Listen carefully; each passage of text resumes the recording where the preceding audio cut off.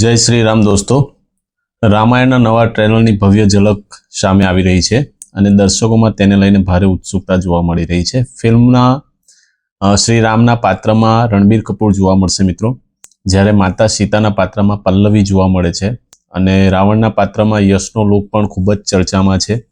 ટ્રેલરમાં લંકા યુદ્ધ, હનુમાનજી અને રામાયણની ભવ્ય દુનિયાની ઝલક આપણને જોવા મળશે. ખાસ વાત એ છે કે ફિલ્મમાં ભવ્ય વિઝ્યુઅલ્સ અને VFX જેના કારણે આ રામાયણ મોટા પડદા પર એક અલગ જ અનુભવ આપી શકે છે. ચાલો તો મિત્રો આપણે ટ્રેલરનો લાઈવ અનુભવ માણીએ અને ટ્રેલર જોઈને ટ્રેલર વિશે આપણે સમજીએ. મિત્રો, ટ્રેલરમાં સૌથી પહેલી એન્ટ્રી ખૂબ ચર્ચિત એવા રાવણની જ બતાવવામાં આવી છે અને જોરદાર લડાઈ પણ બતાવવામાં આવી છે આમાં. ત્યારબાદ વિષ્ણુ ભગવાન દ્વારા અવતાર લેવામાં આવે છે પૃથ્વી પર શ્રી રામ ભગવાનનો દશરથ રાજાના ઘરે. એની એન્ટ્રી બતાવવામાં આવી છે. શ્રી રામ ભગવાનના રૂપમાં રણવીર કપૂર આપણને જોવા મળશે.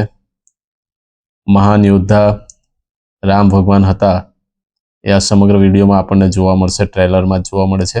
તો મૂવી જોવાની ખૂબ મજા આવશે. ત્યારબાદ રામ ભગવાનને વનવાસ થાય છે અને માતા પિતાની આજ્ઞાનું પાલન કરવા શ્રી રામ વનવાસ જવા તૈયાર થઈ જાય છે. ત્યારબાદ અહીં માતા સીતાના દર્શન થાય છે. સાક્ષાત માતાજીનું રૂપ લાગે એ પ્રમાણે લુક સેટ કર્યો છે. અહીં તેમના વિવાહનો અહીં વિડીયો બતાવવામાં આવે છે અને વનવાસ બાબતે ચર્ચા કરવામાં આવે છે અને સીતા માતા પણ તૈયાર થઈ જાય છે વનવાસ જવા માટે. ત્યારબાદ શ્રી રામ ભગવાન, માતા સીતા અને લક્ષ્મણ વનવાસ જાય છે, જેના વિયોગ રાજા દશરથ સહન કરી રહ્યા છે.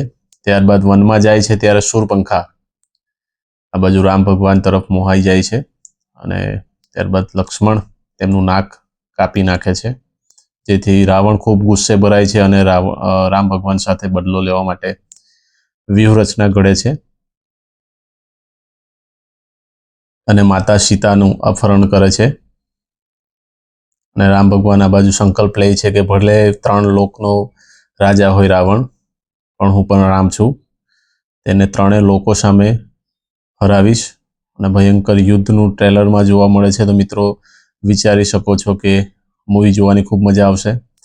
અને ખાસ કે આજના સમયમાં જેનજી જે જનરેશન છે એને વાંચવાની ખૂબ તકલીફ પડે છે, એટલે આવા ભક્તિમય મૂવી દ્વારા આપણે આપણા સનાતન ધર્મમાં જે પણ કથા છે એને આપણે જીવિત રાખી શકીએ છીએ. એટલે ખૂબ સરસ મિત્રો રામાયણનું ટ્રેલર લોન્ચ થઈ ગયું છે. તો જો આપ સૌ જોવામાં બાકી હો તો ટ્રેલર જોઈ લેજો. ટ્રેલર જોવા જશો તો હું ચોક્કસ કહી શકું છું કે આપ મૂવી જોવા પણ જશો.